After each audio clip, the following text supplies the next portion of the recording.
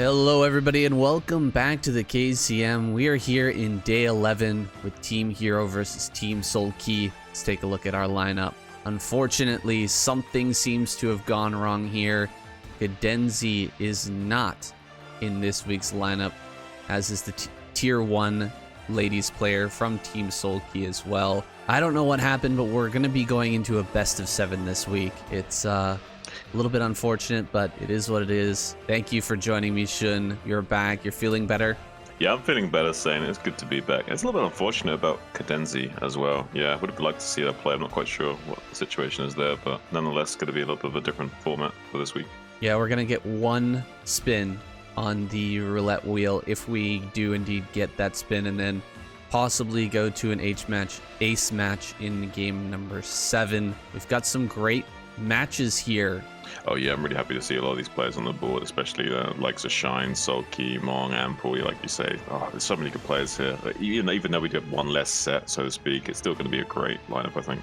Yeah, this Team Sulky is looking very, very strong. Team Hero, of course, nearly going all the way in the first half. They are not to be messed with. We're going to see who will advance here. It's coming right up. Okay, game number 1 here. We've got Hani versus... should be Hai? Actually, I think this might be a replacement here. Not sure what's going on in the world of ladies Starcraft right now that we don't have all of our players available, but looks like we've got a substitute here. UKKZ Star Rain. UKKZ is a famous clan, but Star Rain is not someone I've heard of before. I tried to look her up. She has played before in the ladies KCM, but does not have a gamer tag. We're just going to call her Star Rain for now. And Hai mysteriously missing. Yeah, okay, well, got a nice little sub from Star Rain. Let's see if she can bring some exemplary Terran gameplay here on Retro. Gonna be cross spawns though. Cross spawns does very heavily favor Protoss, generally speaking. On Retro though, a little bit of a different story with that being the case. Sometimes this can be advantageous to the Terran player in some situations. It's not a totally Protoss one-sided situation when they're cross-map like this, but it does allow the Protoss to get that easy 12 Nexus if they want to. Yeah, and doesn't look like we're going to see a 12 Nexus here.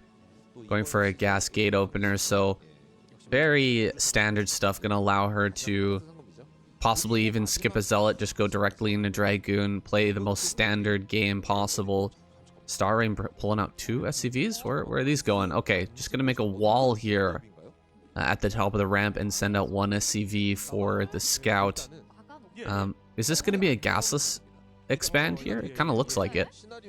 It does look like that, yeah. I think she might even... I'm curious if she'll even build the command center on the high ground to disguise it, or if she's just going to put it on the low ground anyway. Oh, okay. It's going to be a little bit of a bio build here, saying second rack's in the main base. Wants to put a lot of pressure on early on. Maybe just take the win. If we only see 1 gateway here from Team Hero, then that would mean probably not enough Dragoons out here in the early, or Zealots out in the early game to fend off potential bio busters. Could just walk up with a substantial amount of Marines and just end the game.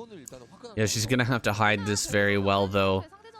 The counter to this type of play is just to get more stuff, right? We just need more Dragoons and range as quickly as possible. There's the Academy and the gas, so we're gonna have... oh, you have to put this down. Yeah, make sure that you don't let a probe in that main base right now. That would be disastrous, but looks like she's gonna be able to hide it for now. And from Hani's point of view, she's just gonna see a couple of Marines here at the top of the ramp.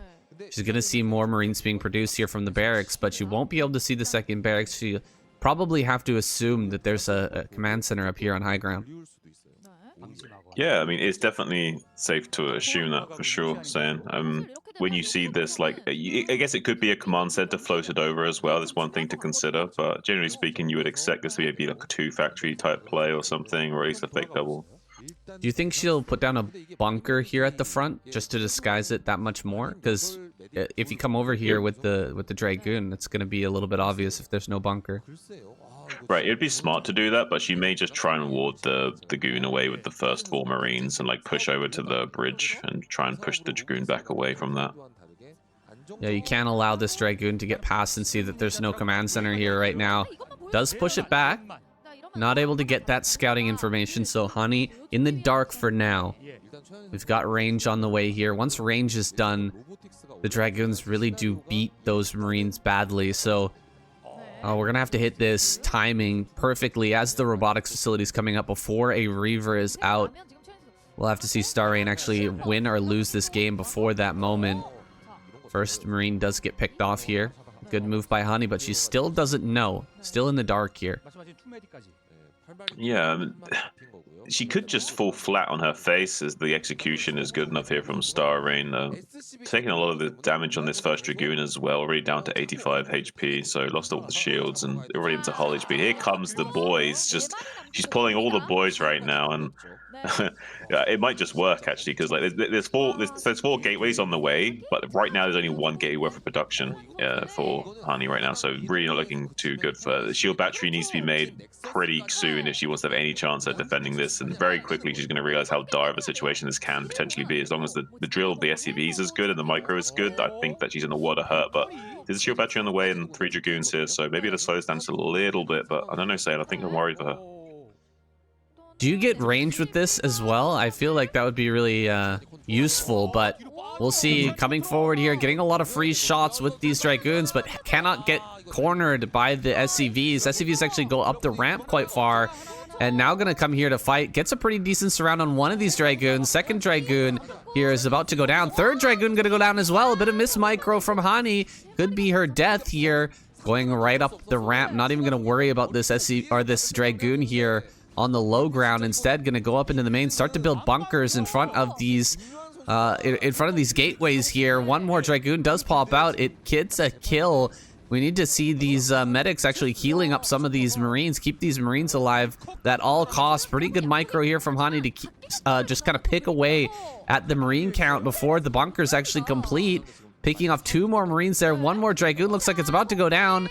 Gonna get inside this bunker now. Bunker is full, so she can just repair that and eventually pick off these gateways, but we're getting closer and closer to that eventual Reaver tech, and there's no follow-up here. Going after the pylon is huge. Gonna kill the pylon with the SCVs. One more Dragoon gonna pop out here. She doesn't get the surround. It does back away.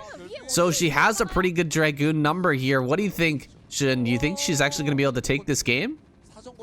I think she can as she stabilizes with good micro. It's just really tricky because now she's going to try and shuffle over to the right-hand side, but 3 of these Dragoons are already dangerously low HP. 2 of them already falling in short order, it looks like. Yeah, did lose 2 of those already. I think she's in a little bit of trouble because even if she's got enough Dragoons, she's losing too many too quickly, and a lot of them took a lot of HP damage already. So now it's down to just 2 more Dragoons in the main base, but against all this, I don't think she's got enough to hold on here, saying she got 1 gateway worth of production against this as well, and the Reaver's just so slow.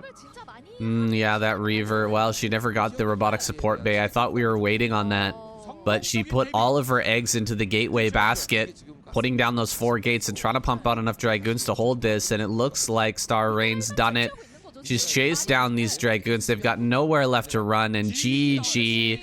With only 4 SCVs back at home, Star Rain takes this game number 1. Well, that was a nice way to start off this series here with the ladies players showing some serious aggression. I like it. I like it. That was a good cheese. Really pulled the wool over the eyes there of Hani and ended up making it work pretty well. Nice job for Star Rain. First performance here.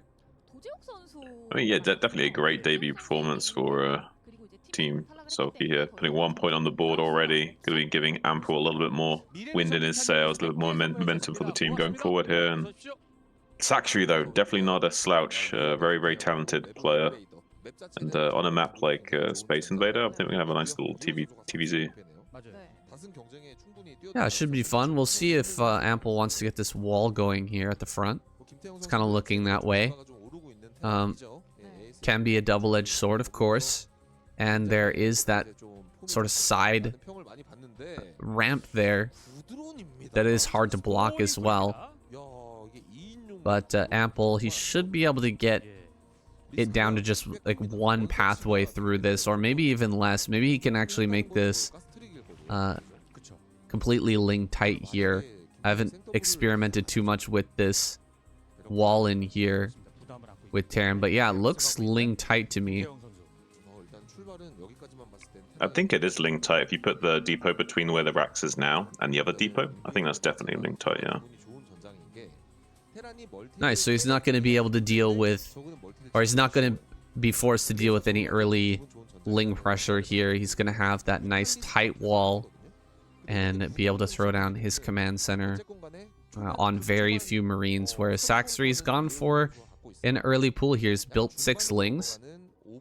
As long as Ample has that supply depot done in time, and he has a couple of Marines behind it, he's going to be 100% fine here and in a better position. So I'm really liking Ample's spot right now.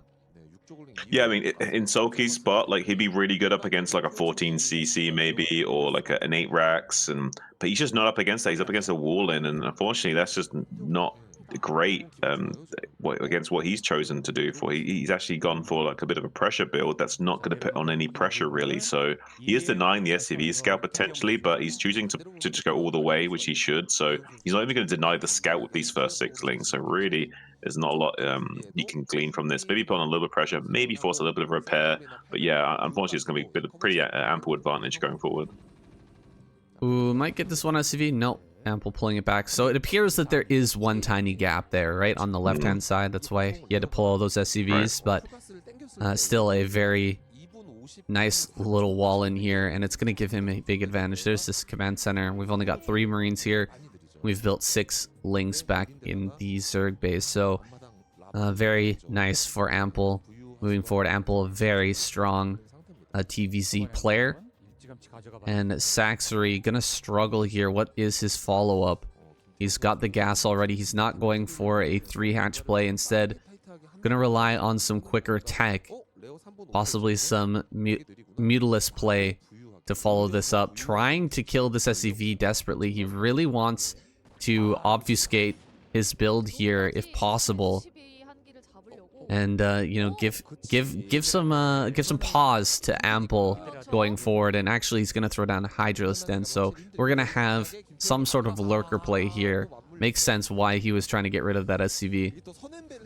Right, yeah, I really do like this as well, because lurker builds can really exploit wall-ins like this, so I would really love to see him do a lurker build here, and I think it can work against Ample. Ample's probably going to be a little bit more aggressive than Saxry would like, though. He's going to come out onto the map with these Marines, but that will give Saxry time to go for a counter-attack. There's only 1 Marine here. There's no SCV blocking the gap, so he can actually just come in here and cause a world of hurt to Ample. There's nothing here prepared for this at all, so he's going to lose at least that Marine and at least 2 SCVs to this, and that's a big blow to the economy of Ample. Already down 3 SCVs, now going to get this barracks slowed down, and another SCV. That's 4 SCVs so far. There's a lot of damage done to Ample, already mitigating the early game build disadvantage. Yeah, the Ling speed finishes up just in time here as well. He can do some running around in the main base, outrun these Marines for a little bit longer, and he's even sending in more Lings as well. So with these Lings not in the wall, maybe he can get through here. There's just 2 Marines sitting here. Just pick off one of them and he should be able to get through. There we go. He is going to get inside here and force even more damage on Ample's economy, slowing him down just that much longer here is going to be very, very painful for Ample. And pretty soon we're going to have lurkers on the way. This is looking a little bit scary, man. I'm worried for Ample here. Yeah, he's at risk of dying very imminently, and he might be thinking that now he needs to throw down scanners as well, and he's right for doing that. He will have 2 scans available to him to deal with the initial lurkers, but if he doesn't kill all the lurkers with those initial 2 scans, he can just slowly die as well. So he has to be very careful when he scans, and he's going to put some turrets up against the wall, maybe, and with some bunkers once he realizes what's coming. But it doesn't really matter. Oh, there's the first scan. So he's going to have only 1 scan remaining after this scan. He's probably not going to scan the natural after seeing that Hydralisk then, because he knows he needs the scans from now on. But he's only have 1 scan available to him when the lurkers get there. He's going to have like another 2 scans coming up soon after that. So if he messes up even just once, I think he's just going to die. Yeah, this is a tough situation. Saxry does not have a lot of economy behind this, so he really needs to make something happen here. And Ample already has a bunker in the front. He's going to have a turret there as well by the time... Oh, actually, he's not building a turret, so he's just going to rely on scans. That's a ballsy maneuver here. I would really love to have a turret at the front, but lurkers are going to come forward and burrow. He's going to try to force that first scan out, but Ample not taking the bait just yet. Holding off, and he's just going to repair this bunker. Try to buy as much time as he can. Now getting a turret here at the front. Thinking better of his earlier decision.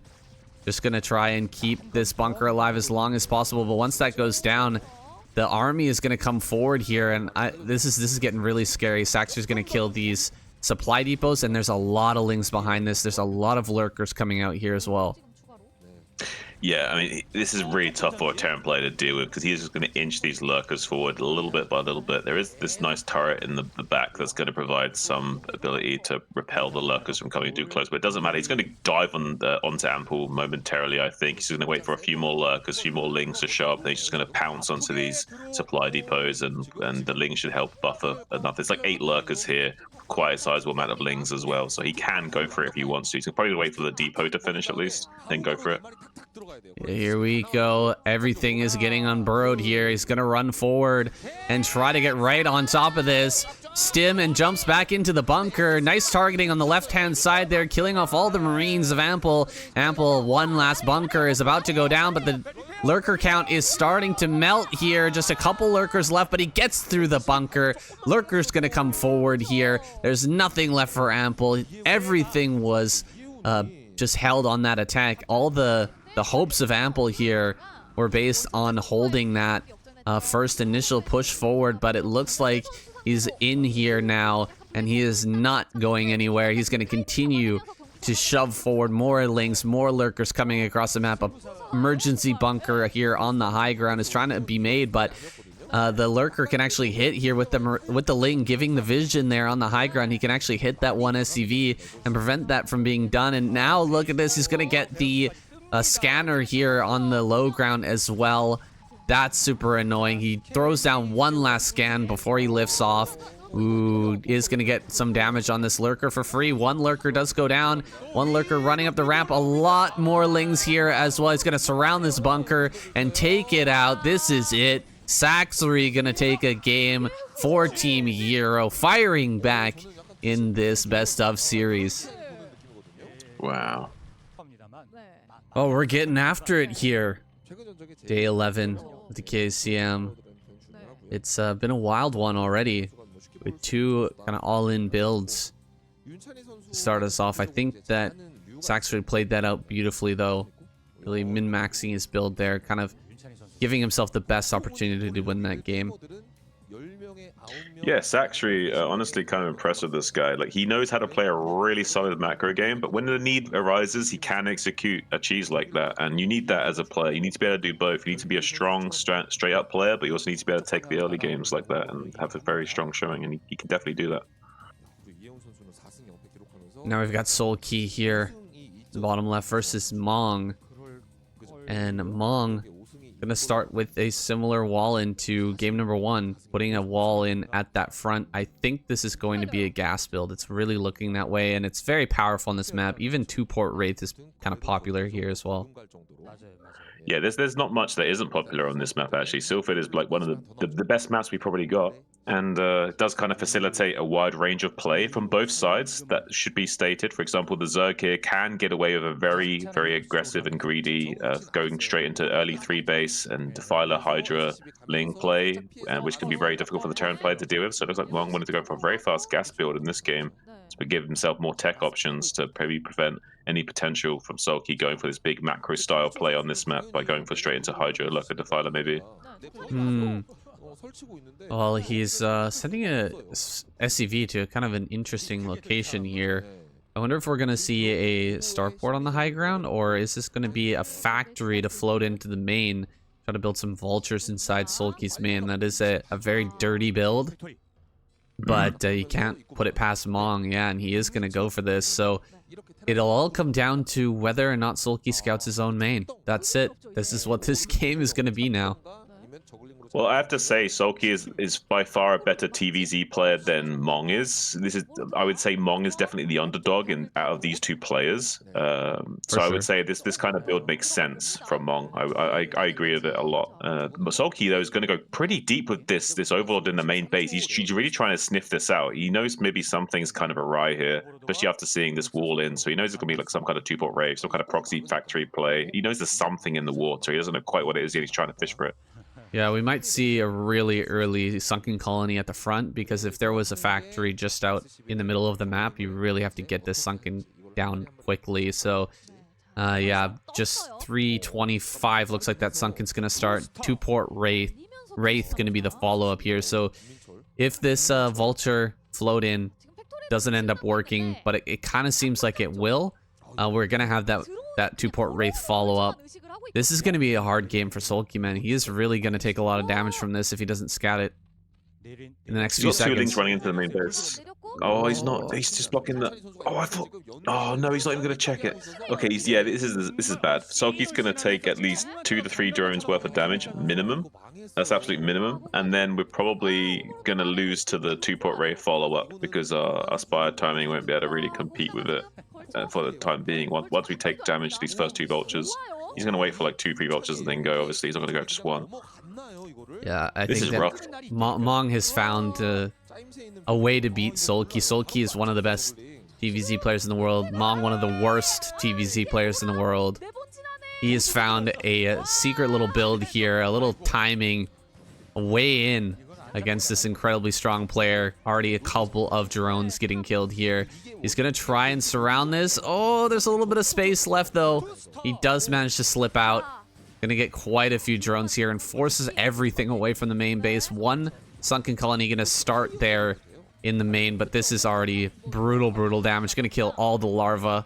And he can just kind of camp here and keep killing larvae in the main without actually getting himself in range of this sunken colony. He could even go after the Spire too, start to put some damage on that. Wraiths are going to come now.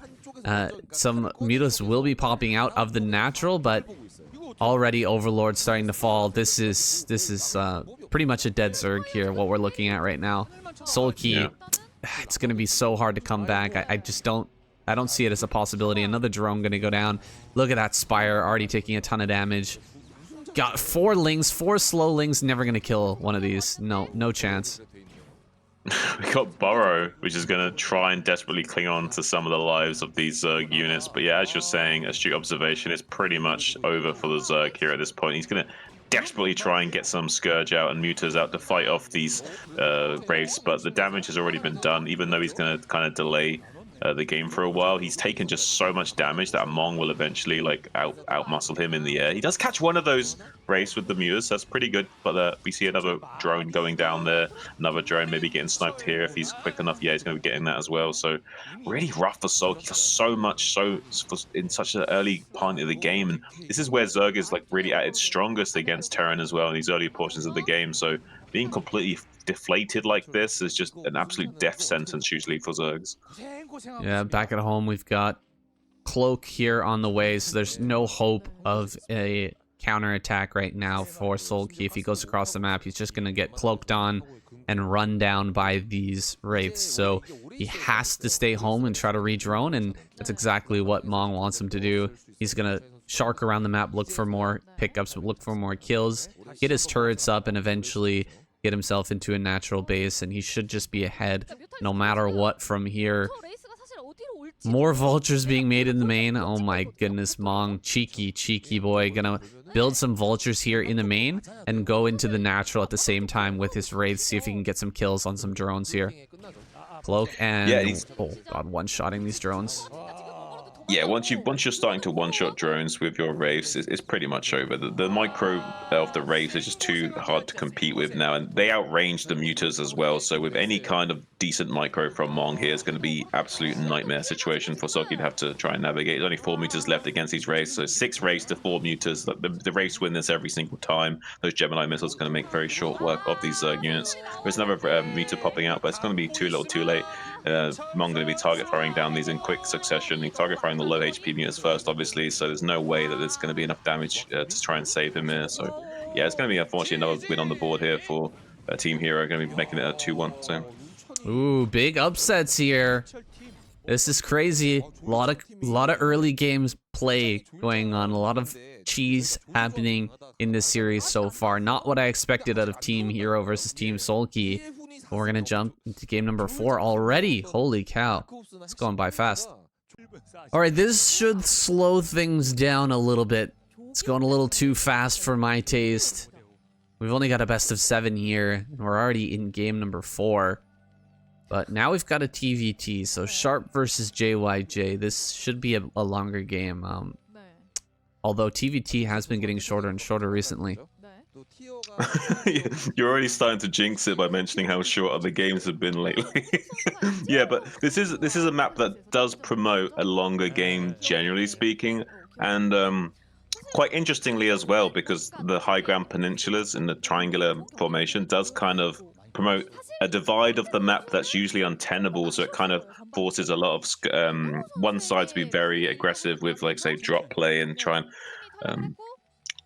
and struggle for position, because as soon as one player gets control of the other main base, it's pretty much over. So the way the map gets divided can be quite strange and kind of make for some interesting games like we saw a couple of weeks ago. Yeah, we've had some really good TVTs on this map.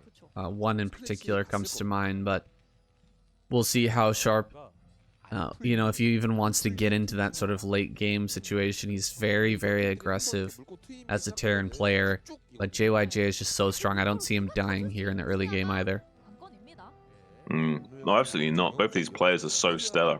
And Sharp's very aggressive and very high in his mechanics and his ability to control units as well. So I would actually argue that we may even see a bit of a vulture war here in the early phases of the game. It's possible before we see a bit more of a standard deviation after the fact. But it's possible we see a vulture war here, I think so. Yeah, it's looking that way. Both builds completely mirrored at the moment. We've got our barracks at the front. Gonna pop out a couple Marines and then start to scout the opponent. Sharp versus JYJ. Who do you think wins that vulture war? I really feel like Sharp might have the advantage. He's just so good with that unit. I think Sharp is definitely advantaged in the vulture war situation, and maybe JYJ's accounted for that. So we might see something to disrupt the potential of just like a straight up vulture war and then being out executed. So I'm curious to see if JYJ will make, say, a tank, for example, and then try and like take his expansion and try and force a shift from that vulture war. Because sometimes you can just make a singular tank with your vultures to try and use that to soak up the majority of those shots and get a small edge that way. But the time that it takes to make the machine shop and pop out the tank can sometimes leave you open to the vultures overwhelming. But so it is a risk. It is a risk to get into a tank, but that's the reason why in a lot of cases we do see that vulture war where both players just continuously making factories and continuously pumping out vultures, afraid to stop even for a second for fear of being overwhelmed. But both these players, I think, are more than capable of taking this, more economically, pushing forward and not getting overwhelmed by that vulture war. And both players actually taking their command center here right away, getting out into a single vulture. We'll see if either one decides to make a machine shop after this. That'll really decide the pace of this game. Yeah, it's interesting. The Starcraft is very much like that, where you kind of sometimes it's even better to make suboptimal units just so that you don't die, because it's better to make something than nothing. And sometimes that's what you have with the vulture war. You kind of, even if it's not seeming like the most optimal thing to make, but if you don't make it, you can just die to the other guy making the suboptimal unit. And sometimes you kind of you're forced into these weird situations where like it's like a bit of a standoff, and neither player can deviate because they'll just die if they do so. So sometimes you can take a little bit of a risk and go for a sort of premature navigating into a different way of approaching it by, say, making a wall and then like plugging that wall with a tank eventually, and then like trying to like mitigate the overwhelming numbers of the vultures of the other player. There's lots of little things you can do to try and like mitigate that being a factor, but usually it's just so difficult to do that in a mirror matchup like this. Like usually once you've gotten a small advantage on paper, it's very easy to exploit the other player. So usually the player that's making the more factories and more vultures tends to win, as long as the execution is there. It seems like both players not wanting to go for that Vulture War. They were... it was kind of looking like JYJ was going to just continue making Vultures on 3 factories and try to push through, but Sharp throws down the Machine Shop and JYJ responds with a Machine Shop of his own. So we are going to get into tank play. We are going to get into more positional play with mines and speed and all that. And no player looking ahead of the other at this moment.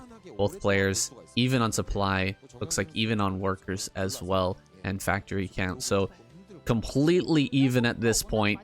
It's all up to skill. It's all up to decision making here from this position. Both players have full information about where their opponent is at as well. So this is a pure test of skill here between these two Terran players. Yeah, and we're pretty much going to be able to decide from now on who is maybe the better out of these two in TVT, because I thought we were probably going to see, like you say, like a Vulture War into something, but it seems like we've got a very straight up TVT. I'm curious where these two players line up. I think JYJ is going to be slightly advantaged given this situation, but I'm not so sure. I mean, Sharp probably still surprise us. He's a very talented player, and would like to see. He's still making these vultures, though. We're going to see both players, I think, still going to be wanting to commit a little bit heavily to vultures. I think we are going to be seeing a bit of a vulture war still. Saying, I think maybe he pulled the trigger a little bit too early on saying it wouldn't be. Yeah, there's just one tank mixed in for either player.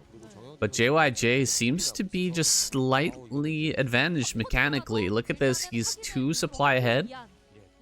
Oh, now Sharp actually ahead a little bit in supplies. So both players trying to get that tiny little advantage here. JYJ moving forward, looking for some shots with this tank. Gonna try and take this fight, but he's fighting from the low ground here. Tank on the top side. Oh, he targets the tank so quickly. That tank went down extremely fast. Will that give Sharp the edge, though, that he needs to win this? I think that it will, because JYJ dealing half damage to that tank, it's not good to you know, you either have to focus that or just not focus it at all. One or the other, and the tank survives here. It's going to continue to add its DPS, and it did a lot of tanking of that damage, no pun intended. JYJ on the ropes here. SCVs have been pulled to kind of help out with this. They can be used to repair that tank as well. More and more vultures coming across the map. I think JYJ might have just lost here by trying to run up that high ground. Wow, really well played by Sharp there, but I feel like JYJ kind of blundered now coming into the natural expansion. The SCV's desperately trying to hold the line, kind of acting like football players, trying to keep the vultures and tank at bay while the other vultures do their duty, but not quite enough. It seems like the tank is still alive and kicking. 86 hit points. How is he going to kill this tank? He needs mines. Starting to lay the mines now. Finally, is JYJ starts to lay the mines right up against the tank, but they're being targeted down by Sharp beautifully though. Sharp's not giving him any chance to come back here in this game, repairing the tank while also gunning down the mines at the same time. As Sharp really is doing a great job of executing this, not letting this tank die. Is Sharp absolute special forces mission right now, keeping this tank alive. He knows there's a dream and a hope right now. Sharp is amazing, man. Look at him. He's pulling these 3 SCVs at the exact moment that he got the advantage. The moment that the Vulture War started to go his way, he pulls 3 SCVs, and it's the perfect amount to repair this tank through all the damage that was being done to it. JYJ just not able to kill that one tank. Beautifully done by Sharp. And it takes another win here for Team Hero. That is another upset already in this series. Crazy, crazy good performance from Team Hero so far.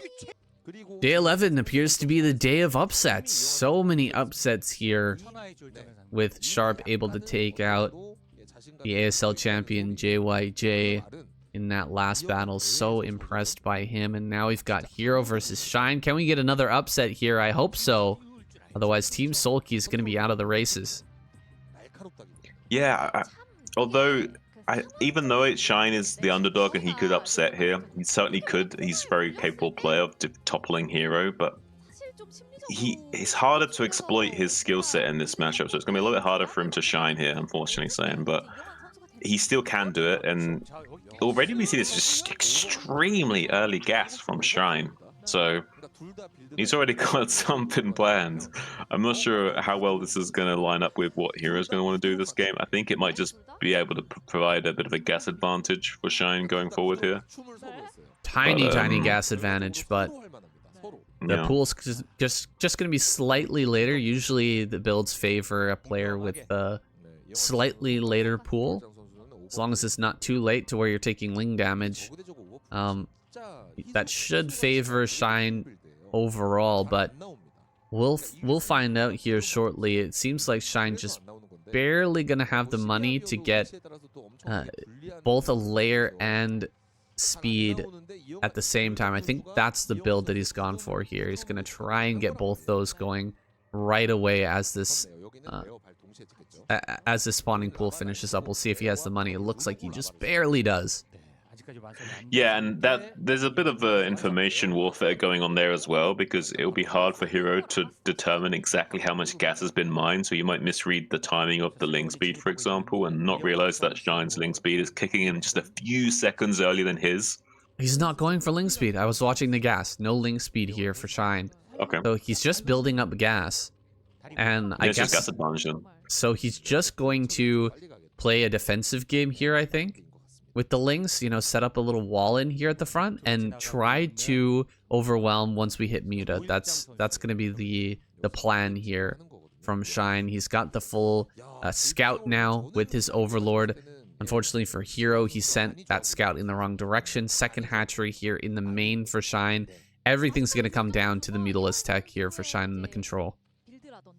Yeah, I can't say I blame him. He's got this great little choke he can hold with Lings as well. Very easy to defend this choke with a nice line of Lings. Making the second hatchery in the main base, getting an extra lava production, because otherwise there's no way you could spend all these resources quick enough. So it makes sense they add a little bit of a production. They'll be throwing down the spy immediately. Got some Lings running out onto the map from Hero. Another couple of Lings in pursuit as well from the rally, while he throws down his own natural expansions. See, I really heavily favor Shine in the gas front, but he needs to overwhelm Hero quite quickly, or Hero will have an advantage due to having this natural expansion going up. So he needs to really press the advantage once these mutas first start hatching. This is going to be a very Shine favorite, I feel like. We have that earlier hatchery. He's going to have the larva advantage. He's got the gas advantage. I don't think he gets Ling speed here at all. Just completely skip it, whereas Hero probably did get that Ling speed. Actually, now that he's seen kind of how Shine is playing, sitting back like this, maybe he skips Ling speed as well, so that he doesn't lose out on that gas. But you can see about 50 gas advantage here for Shine. He's going to be able to pump out more mutas when his Spires finish. Spire Force Hero is going to be slightly earlier, but I think we've got more drones here for Shine. I'm just really liking Shine's position overall. Yeah, no, it is pretty good. I just feel like overall, I would say Hero. The longer the game goes on, the more the Hero has a higher chance of winning. But Shine should, if he's lined this up nicely, he should be able to build more or less 6 mutas at once. It'd be about 5 with the 6th delayed. But that doesn't matter. Like, he'd probably make even the Scourge instead of a mutas. Probably like 5 mutas and 1 pair of Scourge or something like that. And then he's just going to go put the pedal to the metal, just like really put the pressure on Hero. But if he's not successful in this initial pressure, and Hero somehow has a good enough micro to ward off any damage done, then it's in trouble for Shine, and a Hero might just take a slow win from having this extra gas availability in the natural. So Shine has to win like very quickly. Absolutely, absolutely. I definitely agree. It's all going to come down to this. Here we go with the engage. We've got 5 mutas here. Hero, I guarantee you, does not have 5 mutas. And we've got Scourge as well for Shine. Shine going to start to deal some damage to these Lings. He's going to take this attack here. Lands some Scourge there on the mutas. Going to land another couple of Scourge here as well. He's already taken this advantage quite heavily in Shine's favor. Shine does lose 1 muta there to a couple of Scourge. He cannot be losing any more mutas here. He's got to take this advantage and roll with it. As you said, this is it all comes down to this. Another Scourge connects, another Scourge connects, and all the mutas are dead. Hero, he's gonna have to tap out. GG, Shine. That timing though, beautifully done here. Shine from A to Z, man. He had that build mapped out perfectly. He hit that timing exactly on cue, and micros there to perfection. And Hero upset here once again. Another upset. It's crazy how many upsets we've had already. We're going to go to the roulette wheel to find out which of these games will be replayed. A lot of players here right now, I bet, chomping at the bit for a bit of revenge in games that they should have had an advantage to win.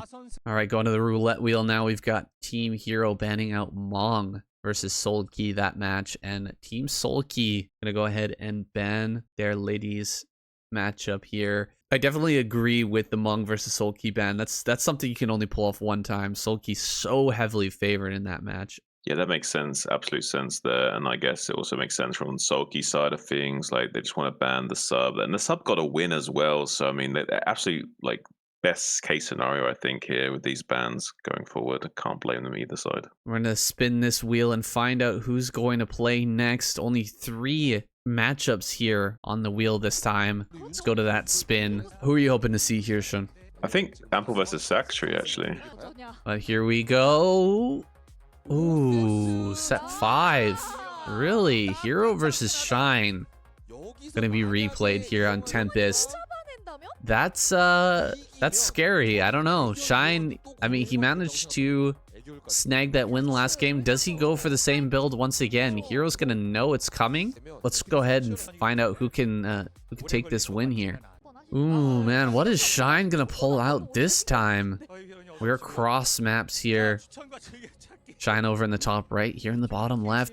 It's I mean, what do you do now as Shine? Maybe go for like a 12 hatch? Is that gonna be the call? You know, go for it. Now that you've got the win, one win over Hero, maybe you kind of risk it on a greedier play here. Try to get an advantage that way. It's definitely a good school of thinking, but such is life in StarCraft with this rock, paper, scissors.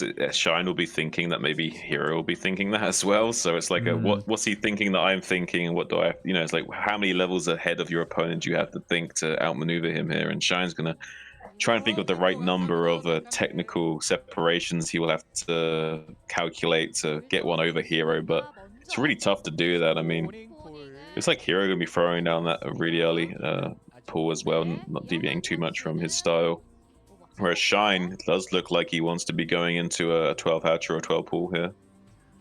Yeah, that's what it's looking like. 9 pool out of Hero.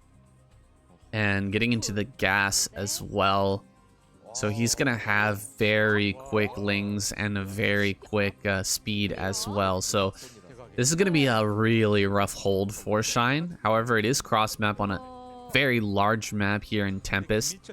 That means that the lings are going to arrive quite a bit later than they would on some of these other maps in closer spawns, but it's still going to be a rough hold for Shine. If he does manage to hold on, though, he's going to be in a great spot. It's all going to come down to the ling control here from Shine, the drone control as well, and how many drones can Hero snipe in this early fight. Right. Yeah, with the cross map though, adding just a few extra seconds to this 9 pool, it does give a little bit of potential for Shine to still manage to defend this and not take too much damage, but it's still going to be a very tight hold, and will also be a little bit of time for Hero actually finds Shine right away as well. The Overlords are going to spot each other. Hero's going to know. Right. Yeah, he's going to find it very soon. Ooh, wait, no. He sees it. Now he knows he's in the top right.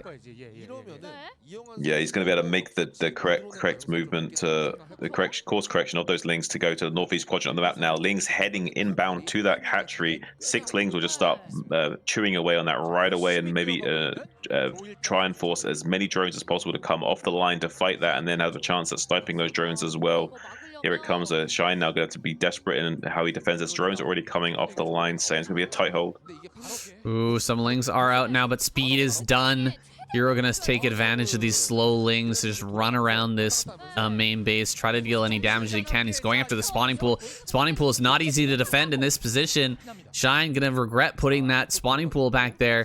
He's doing a good job so far. Hasn't lost even a single drone, but the lings are still slow. Drones are back there kind of defending that sunken, but Hero making it very hard for Shine to defend here. Now going to run all his lings out of the main base. That's a little bit surprising. And eventually Shine will overwhelm this ling count here with lings of his own coming from that natural hatch. Drones are here on the low ground as well. Is he going to try and drill up there and try to beat this? He needs to make something happen soon because he's not... A lot of these drones are not on their patches mining right now. That is scary. Some Lings here at the back. He's going to run up on top of this, try to get a big surround. Really, really good drone drill there. He loses a couple of drones, but he does a great job cleaning up a lot of these Lings. Very impressive stuff here for Shine.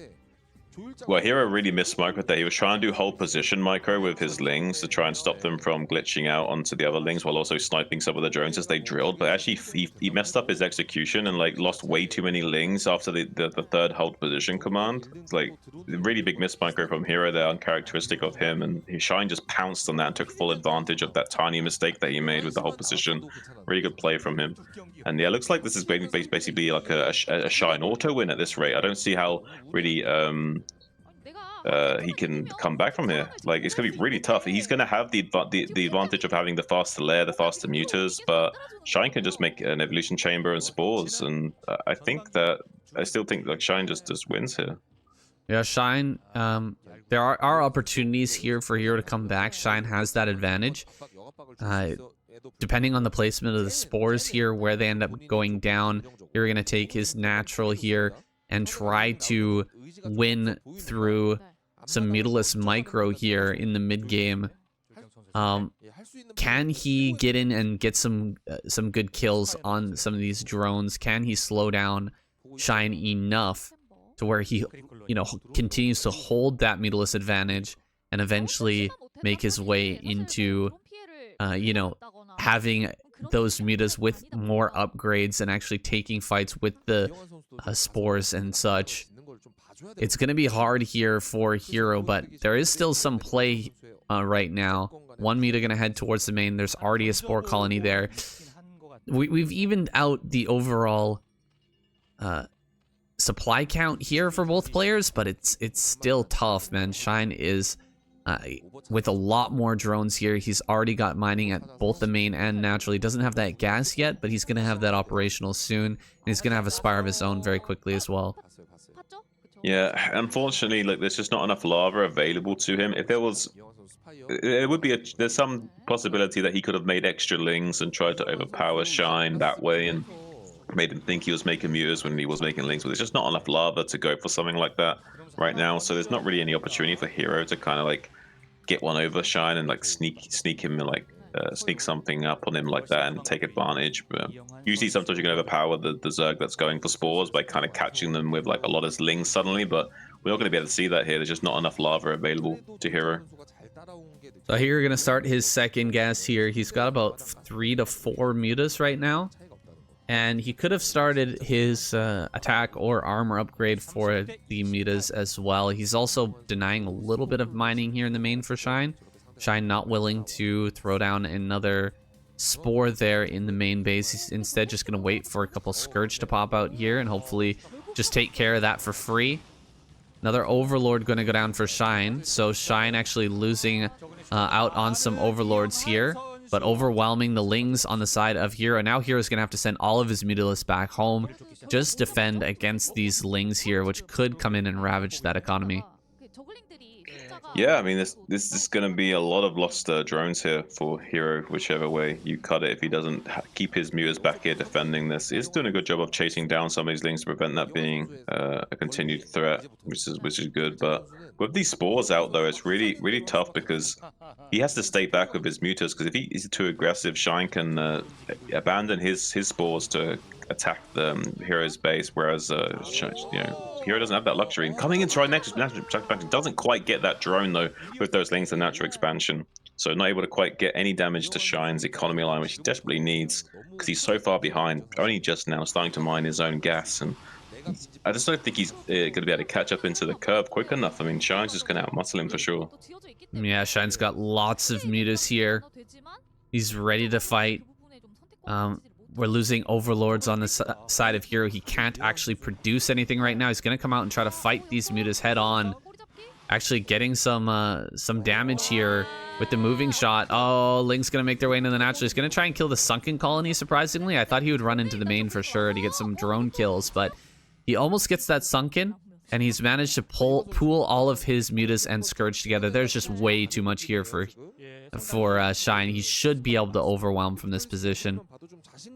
Yeah, I think he wants to crack the Sunken just so he has the option of, like, you know, Lings being a continued threat in the natural expansion, while the mutas keep the other mutas pinned down in the main base of Hero and kind of, like, you know, checkmate him that way. But it was like he doesn't even need to do that. I think he's got enough Muta Scourge. He can just come into natural expansion, start sniping the gas drones, and force a trade, and then just gonna out micro him as all these floods of Scourge just roam in from the eastern flank, ready to just get on top of these Mutas at a moment's notice. It's like kind of dodging back and forth now, trying to bait in the maneuver and get Hero out of position enough to kind of guarantee success in that. But Hero doing quite a good job of, like, positioning his own mutas and not kind of giving too much ground there in to Shine, and allowing him to come around from the side with those Scourge. So far, going to be surviving in this game, but the same situation is still prevailing. Like, Shine has still maintained his advantage, and Hero's not done the best job of catching up. He's slowly starting to make that a reality. He's got his Carapace upgrade now. He's squeezing out more and more mutas. The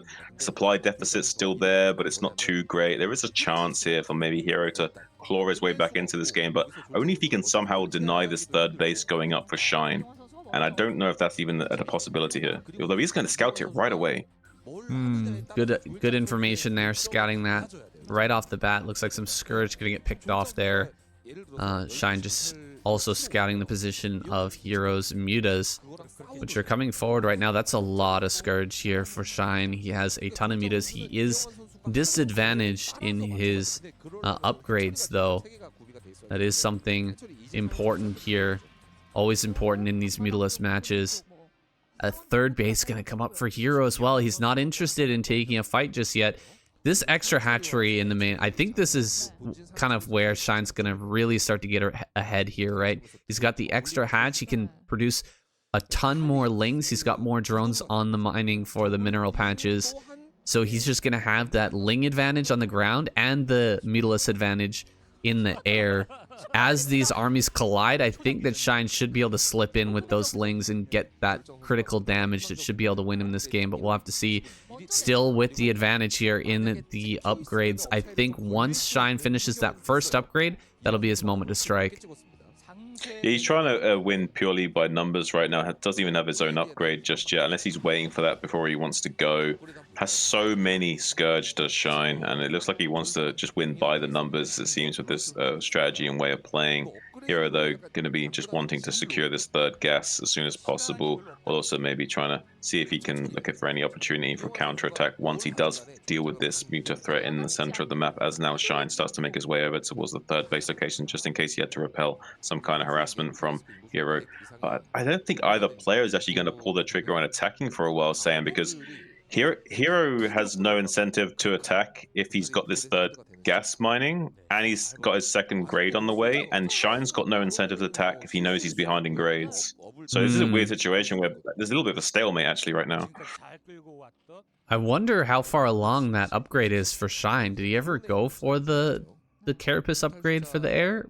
I mean, you've got to, right? Okay, there it is. He does have it, but with the timing of that, if Hero started his second upgrade right away, that's going to be finishing up here pretty soon, and he's going to continue to have a one upgrade advantage going forward. I feel like Shine has misread the situation slightly, that he thinks that Hero doesn't have a third, and he's just going to all-in attack this third base to prevent Shine from mining off of 3 gas, but he's comfortably mining here with 3 gas of his own, and may even go into Hive play here pretty soon to really solidify that advantage.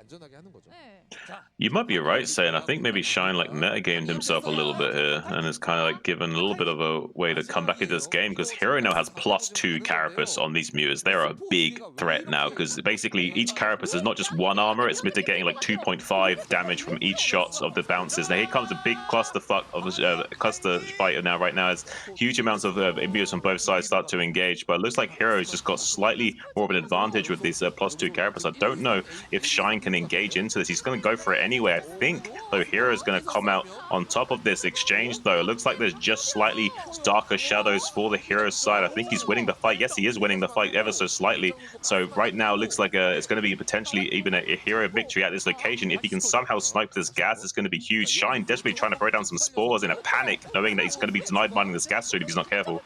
Yeah, oh man, this is so hard. There's a lot of Scourge hitting this battle, though. Now, there's not many mutas left over for Hero. Eventually, Shine gonna overwhelm this, and I was looking at the supply count that whole fight. Shine had the advantage the entire time. Surprising that Hero was able to stay in there for so long.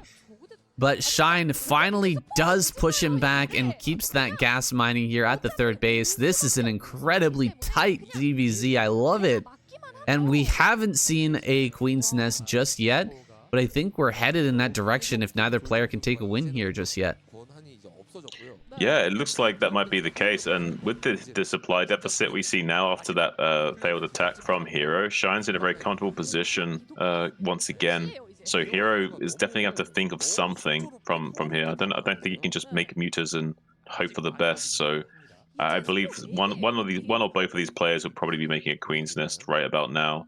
We see a flood of Scourge being made for Hero. This might just even be to kind of like keep the threat at bay, understanding his position that he's actually lost quite a lot of his mutas here, and he needs to kind of scare Shine into not wanting to engage with this many Scourge sharking around the map a little bit. And yeah, sometimes the best form of defense is offense, and sometimes when you're weak, you need to appear strong, and when you're strong, you need to appear weak. And we see a little bit of that here from Hero, just trying to make sure Shine doesn't get any ideas of wanting to attack him anytime soon, showing that he's still got plenty of Scourge in reserve. Well, it's usually on the player with less upgrades on their mutas to go for a Hive, and we just saw a Hero moments ago fly one single Scourge into the natural, and that was definitely to check and see if there was a Hive on the way. You want to make a move as the muta player with more upgrades. You want to make that move before the Hive play comes in, but oh my gosh, now we've got two upgrades here for Shine and a 20 supply advantage. He's gonna head just straight up for the main, sending all of his mutas, all of his Scourge here into this position. There's no spores, so Hero has to hold just purely with the mutas and Scourge that he has right now. Simultaneous attack here with the Lings coming into the natural to try and deal as much damage as he can. He's going to break off some Scourge to take care of these mutas as well. And the Lings are going to get that. He's going to deal so much damage at the third while simultaneously coming in here to the main. He's going to snipe the Spire immediately. A beautiful positional play here from Shine. Just overwhelming Hero's spot. He is going to take a lot of damage from these Scourge. Trading that damage with his Scourge as well, though. Coming in waves right now. Shine has the advantage. I think he's just managed to overcome Hero in this game. So well played here by Shine. Yeah, Hero had the 2-1 upgrade advantage, but it's not going to be enough. GG finally called. That's going to even things out. 3-0 saying we're going to be going into the tiebreakers now. Woo. Oh my goodness, what a series of games between Shine and Hero. And the ace match now going to be another CVZ. Hero versus Soulkey. That's coming right up. Ooh, our final match here. Soulkey versus Hero. It's got to be actually tempting to just send out Shine again, man. He's been doing so well against Hero here. It would be a little bit unfortunate if Soulkey wasn't able to take him down after watching Shine beat Hero twice in a row. I mean, yeah. Oh, what's your predictions for this game? Do you think it's going to be Soulkey victory or Hero victory? If you had to put money on this game, where would you place it? I think Hero's got to be a little shattered there after those first two games. Either he's shattered or he's just angry because he's lost twice in a row to Shine, and now he's here against Soulkey, who is one of the best in the world. And you know, you've already just lost a couple of games. You might be feeling like, man, I'm just not on my game today, you know? And he might end up losing this one. Whoa, what are we seeing here right now? Whoa. Okay. This is a very interesting. Yeah, Soulkey taking a later gas here and going for a hidden base in the back, in the back third base. That's interesting. I mean, he can't really know about this as Hero. And, you know, he might be kind of tricked by this. Has the lair on the way. He's just going for a very standard play here. Whereas Solki really mixing it up and trying something fresh. This is something I would expect from Shine, but Solki bringing it out here. I mean, I love to see it. I love to see it, Shane. I think I think it can work as well. I think Hero might be very tilted if he loses this way as well. I think if he loses again and in this way, he'll be a little bit pissed off, Shane. Yeah, you can't be the team captain and lose 3 games in a row, CVC, right? Like, it's gotta be painful. A hatchery coming up here in the main for Hero. It's a slightly later hatch, though. Everything looking Solki favored, right? He's got that wall of lings. Hero's not trying to aggress on him. He has the later pool, the later gas. He's going to get into everything, all of his tech just slightly later, but have a slightly better economy. And that's exactly what you want in CVZ. Yeah, because basically it takes you 20-30 seconds to get across the map to your opponent. So if you can delay your tech and everything just by a little bit, but have a stronger economy, well, it doesn't matter because you're going to have the same tech and same units as your opponent, but you're going to have a little bit stronger economy because you just use your defender's advantage. Exactly. So we see Solki here. He's going to go ahead and start building drones over at that natural, the hidden base there over at the 3rd location. That's going to be a huge boon to Solki here. And yeah, you can see the Spire is just going to finish up slightly later. And we're going to have to, you know, pop out a few Scourge in order to defend here. We're probably going to have to defend with those Scourge early just to make sure we don't die. But he is going to be getting into mutas, and Solki just in a huge advantage right now.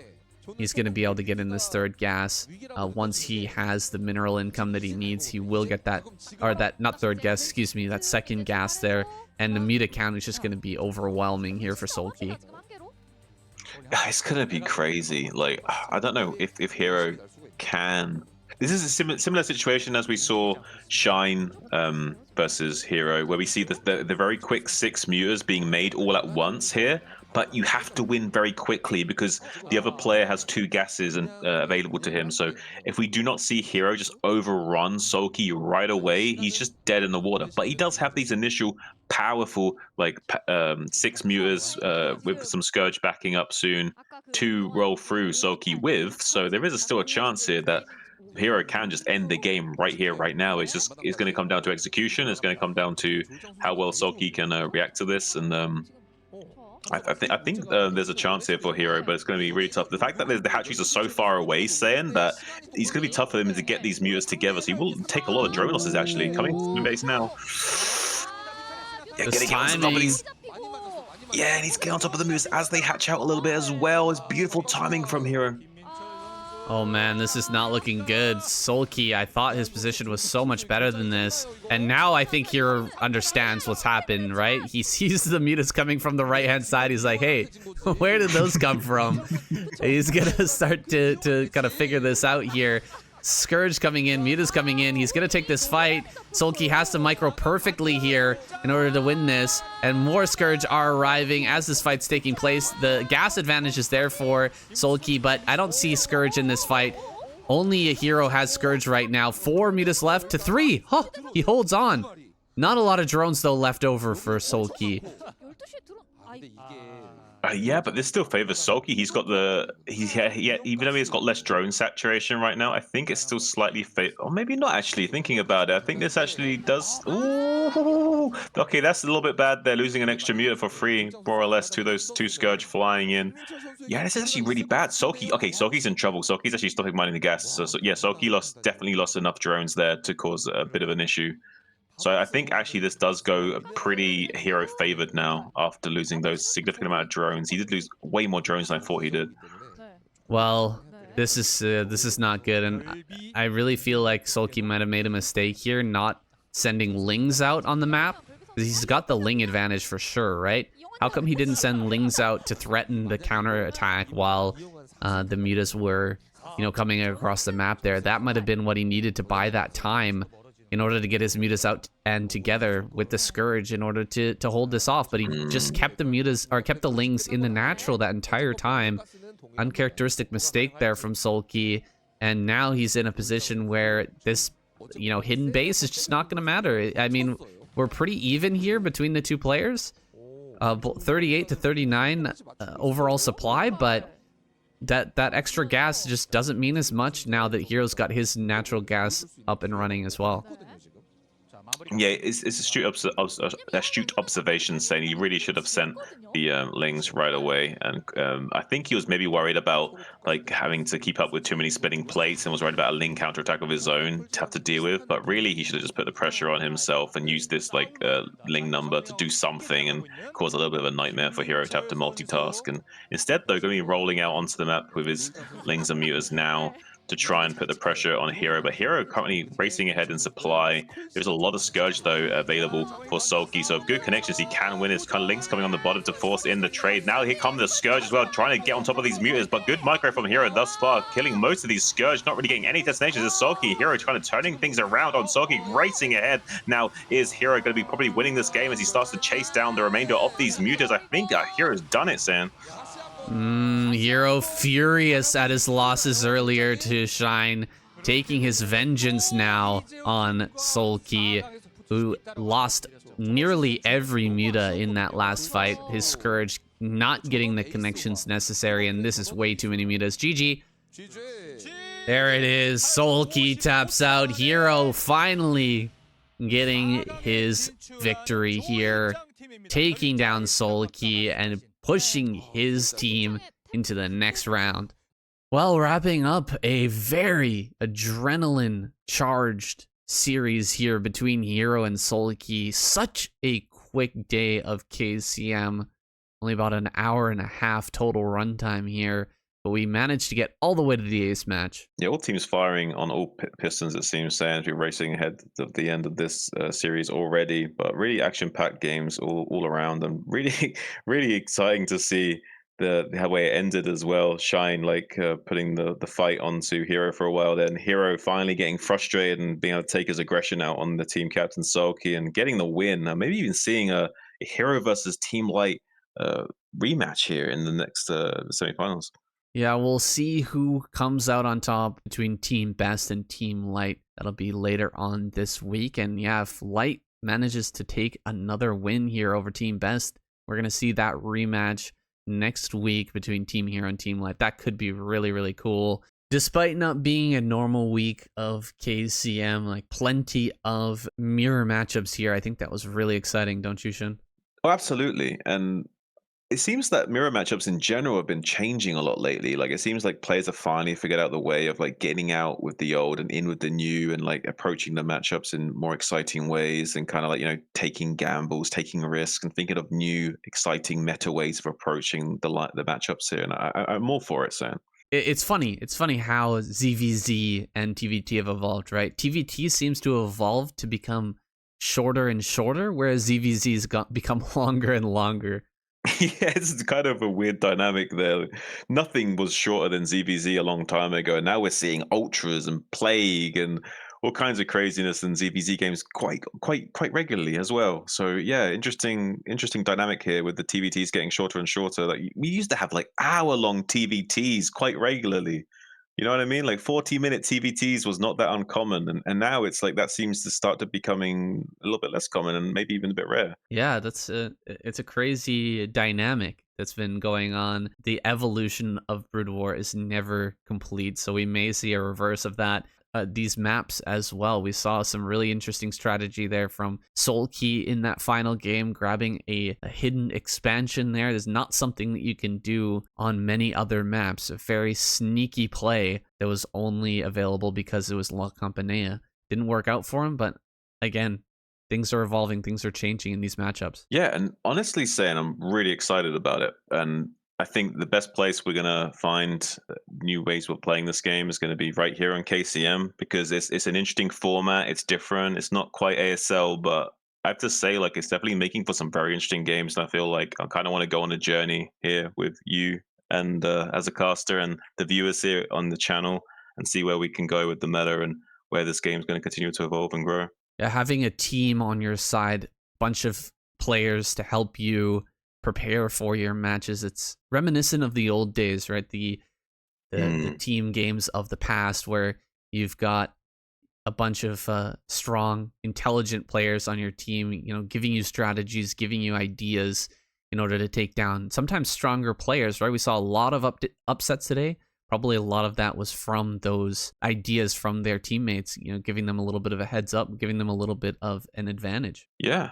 Well, anyway, guys, we've been a great time casting this KCM, and saying I'm looking forward to the next one. And please, please, for the love of all that is good, can we get another Hero versus Light rematch? I love Best. Don't get me wrong, I love Best, but a Light versus Hero rematch, I'm all for it. Yeah, for sure. Thanks so much for coming on, Shun. I'm glad you're feeling better, man. And guys, thank you for joining us. Make sure to leave a like and subscribe to the video. Take a look in the description. Give some love to Shun and KCM as well. We'll see you guys in the next video.